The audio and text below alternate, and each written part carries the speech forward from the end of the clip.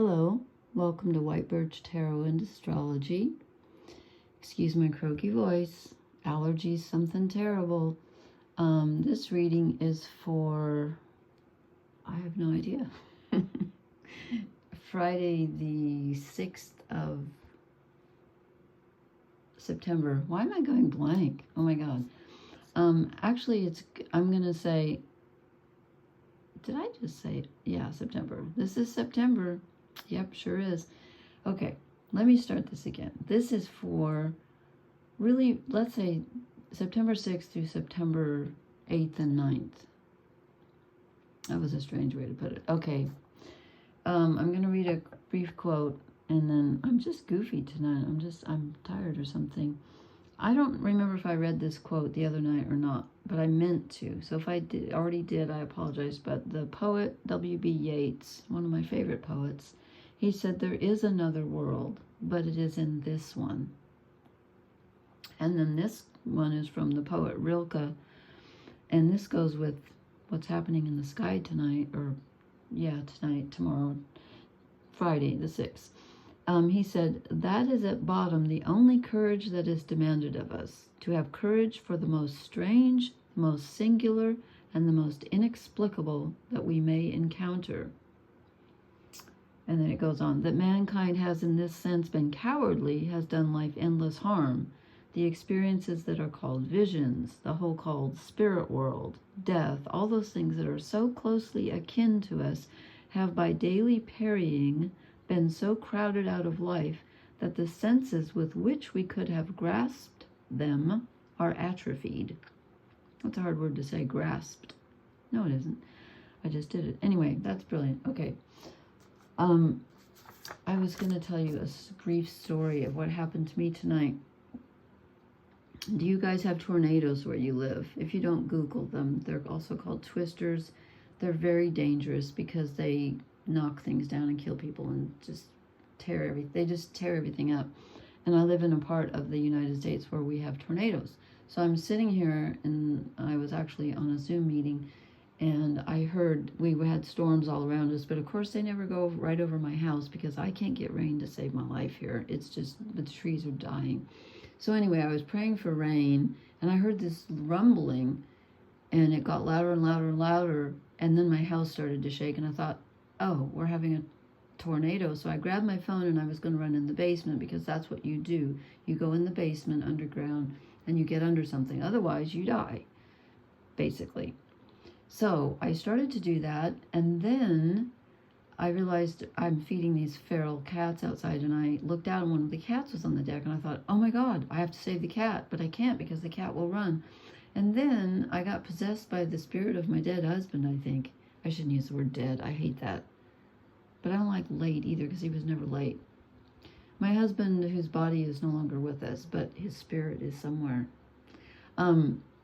He always used to, whenever we would have a tornado, they actually have sirens here because we have so many of them. They didn't blow the siren. I didn't hear it tonight. But they usually blow the siren. And so when he was alive and the siren would go off, I would say, let's go to the basement.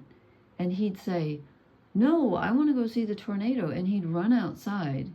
That's how brave he was. He wasn't stupid. He was brave. But he loved things like that. He just said, I just want to see it. And I'd be like, no, we're going to die. Please come with me.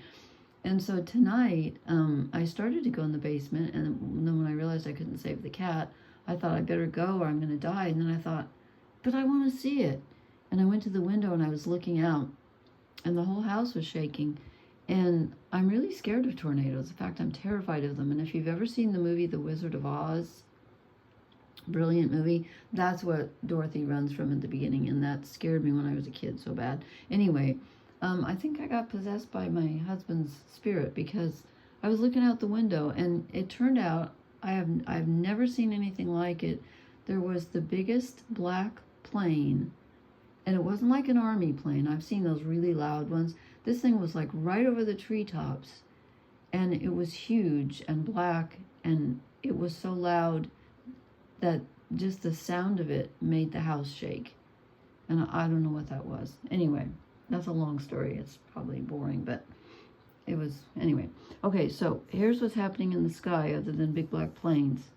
Mercury, which is at the tail end of Leo, 27 degrees, on the 6th, which is tonight, tomorrow, Friday, is squaring, which is a very tense aspect, the planet Uranus, which is in Taurus at 27 degrees, and Uranus is retrograde.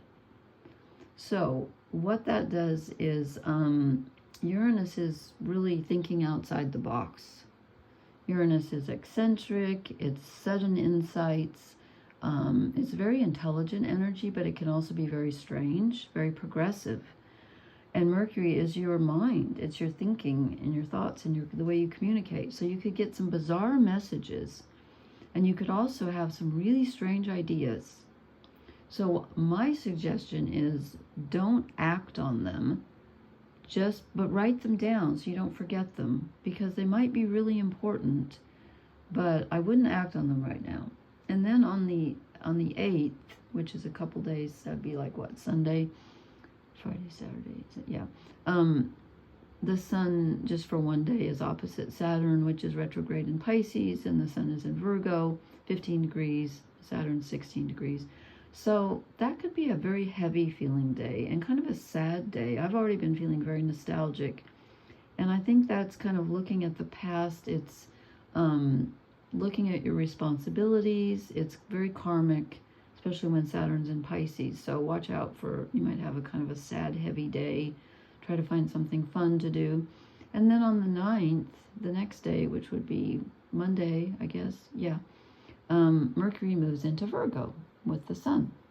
So then we start getting more organized and thinking, this whole Leo season, when the sun was in Leo, it didn't go well. We were kind of stuck in the mud. And then I feel like Mercury in Leo wasn't as fun as normal either.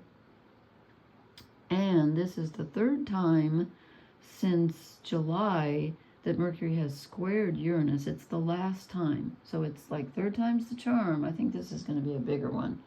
First one was on July 21st. The second one was on August 19th. And now we have on September 6th and 7th, depending on where you live. Okay, I don't know why I'm so sleepy tonight. I should have done this earlier. So I will probably make this quick. So we start out, I'm going to start with the middle card. Why? Because I think this is Mercury squaring Uranus, because we have the Father of Swords. Hey, we got him in reverse last time. Am I crazy? No, we did. We did. Didn't we? Well, either I drew it for myself or I drew it. I think we got it last time. Anyway, this is Uranus retrograde for sure. Because swords are all about thinking. This is the father. Uranus is the father. He was killed by, Saturn, and they all killed each other, and then Jupiter killed Saturn or something like that. But this is our thoughts being out of control. But again, that doesn't mean you can't harness them for your own good, but you might come up with some really silly ideas or some really brilliant ideas. So just don't act yet. And then we start off with the Four of Pentacles, which is just what I just said. This is hold steady. Don't move. Don't do anything sudden. It's just stay grounded. Just stay and don't, it's kind of the stagnation card, but it's also staying safe. So that's what I was thinking, and there it is. And then we get the Mother of Cups, which is similar to the Queen of Cups. This is the Wild Unknown Tarot, where the cards all stick together, and I'll show you. I drew 2 at the end of the reading, so we'll see. So the Mother of Cups, this is about feeling maternal and emotional and protective and caring and kind. So watch out. Make sure that you stay kind. And also, I feel like this is about finding things that make you feel good so that you don't get thrown off by that sun opposite Saturn that's coming up, and also Mercury squaring Uranus. You might have some thoughts that you don't even want to be thinking. Mercury's in Leo, as I said, and Uranus is in Taurus, and those are both fixed signs. And when they're squaring each other, they each want to have their own way. So Leo's very dramatic and wants to be creative, and Taurus is very earth-centered and stable And so there could be a bit of a push-pull and kind of an argument going on in your mind. I want to do this. I think I should do this. So this is just telling me, do something that makes you feel emotionally grounded and take good care of yourself. Okay, then I drew the Two of Wands. Sometimes this can be a choice. I feel like, yes, there's a choice in a way, but I also feel like both, it's like no matter which way you choose to go, it's going to lead you to the same place because it's inevitable. And twos are not usually inevitable. They're usually about choosing. And it is about choosing, again, but both sticks, wands, both of them end up at the same place. So don't struggle too long with, oh, I should do this or I should do that. You're going to end up at the same place, I think, anyway. I don't know why I feel that, but I do. Okay, then I get the Ace of Swords, which is interesting because this is the lightning bolts. This is Uranus energy coming in. Uranus is the lightning bolt. And it's ideas coming in. And it could, as I said, it could be brilliant ideas. And you might have one idea that stands out from the rest. That you know, like I said, your thinking can be really wonky when Mercury squares Uranus, but it might force you to really examine what you're thinking. And when you calm down in a physical sense and then take care of your emotions and ground yourself, you might have a really brilliant idea come in. There's some clarity that could come in. You know, this is not clarity. This is like, too many ideas and I don't know, this is really weird. And then all of a sudden, and maybe I'm wrong, maybe this is when you choose, you get the idea. But I still feel like this is telling us that you might need to choose, but it doesn't matter which one you choose, so don't ponder it too long. And I just told you not to do anything. But I'm talking about ideas, although ones are action. Okay, I'm getting mixed up here. It's a double message. It's a paradoxical message. It's like, don't do anything, but when you don't do anything, it leads you somewhere. You're in the middle somehow. Between the wands is the way. And you're going to end up where you need to go no matter what. I don't know why I'm getting that message, but I am. Okay. And then these two cards stuck together, which was very irritating because they're different. So we have the Emperor, which is generally Taurus energy, okay? This is being in control, having boundaries, knowing your limits, and being in your authority and in your power. It's a kind of a Taurus energy, which is where Uranus is. Then I drew the Fool. He was stuck to the back of the Emperor. And I'm like, okay, this is very different from the Emperor because the Fool is about stepping off into the unknown and taking a risk. This is more Aries energy, and that's Taurus, and they are very different. So that's why I'm feeling like, these are different. I keep on calling them sticks. These are different wands. But they both lead you to the same place, whether you, now that song's in my head, should I stay or should I go now? You know that song? Let's see, if I stay there will be trouble, if I go there will be trouble, if I stay there will be double. Is that the Clash? Anyway, I like that song. But it's almost like we can either stay in our power, where we are, grounded, or we can step off into something new. But either way we do it, we're going to end up at the same place. I don't know why. Then I drew 3 shadow cards. Let's see if we can get a clue here. The Two of Cups. So there's some sadness in romance, in a relationship. You could be, again, I said with Saturn opposite the Sun, it's only for a day, but still, I feel like this is a nostalgic time. That brings in nostalgia. So you're thinking of the past or someone you've lost, either like literally lost to death or someone you used to know. I don't know, but there's some sadness around past relationships, especially romantic ones. And then I get, and I swear to God, I'm not copying Gemma because I watched Gemstone Tarot today, and then she keeps drawing the Nine of Swords. We get the Nine of Swords. This is the worry card, the emotional worry card. There's the big shadow.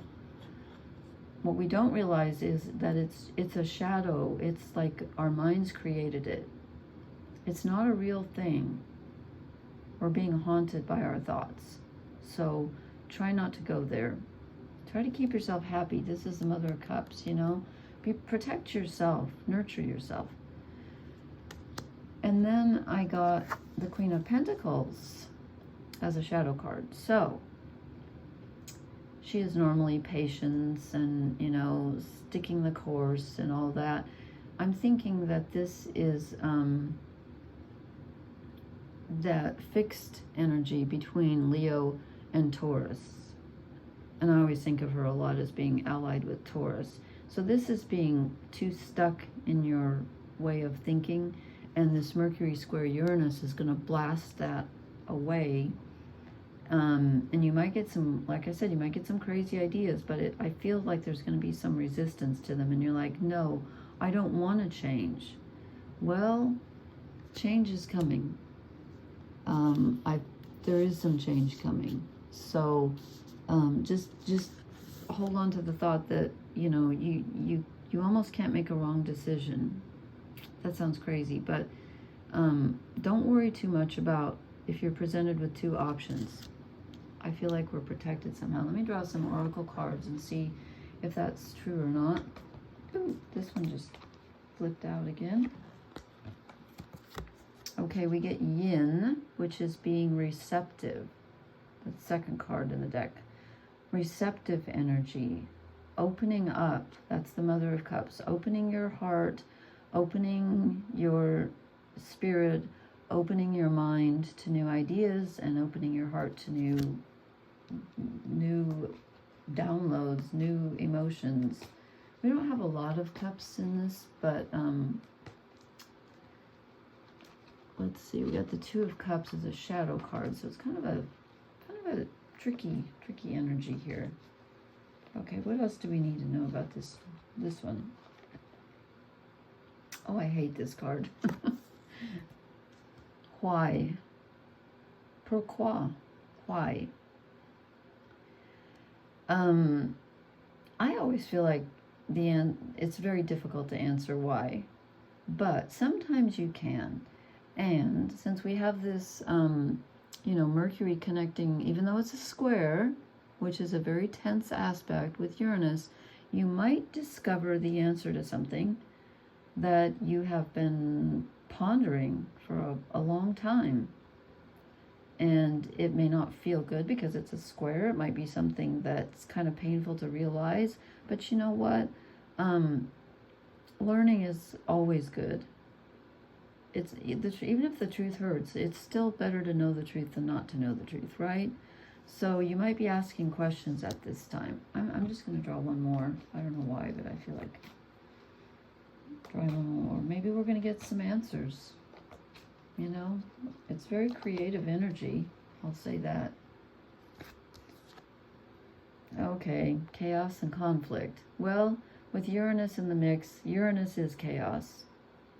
I don't like the conflict part, but, you know, and also with the Father of Swords, it can be also running up against someone where you have different viewpoints and neither one of you is going to budge. So I hope we're not going to, I don't see a lot of arguing energy, but there's definitely a split here with the Two Wands. So yeah, it's Mercury square Uranus is a tough one. It's a tough one. It's going to last a couple of days, so just be aware of it. And there was something I wrote on the back here. What was I going to tell you? Oh, I was just going to mention that we do have a partial lunar eclipse coming up on Tuesday, September 17th, so that's a ways off.